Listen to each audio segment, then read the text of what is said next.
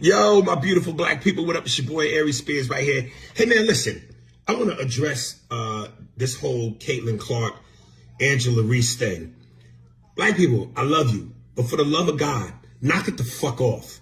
Stop making this about race. Oh, to be your own people, respect the black queen, why you going after the sister? Hey, this is not about race. Let's play the race card and save it for when we really need it.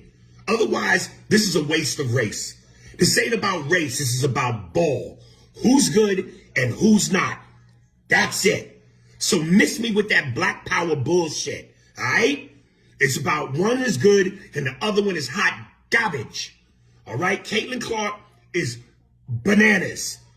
Angel Reese is garbage. And maybe if she cared more about putting time in the gym instead of trying to be a runway model and be cute, we wouldn't have this conversation.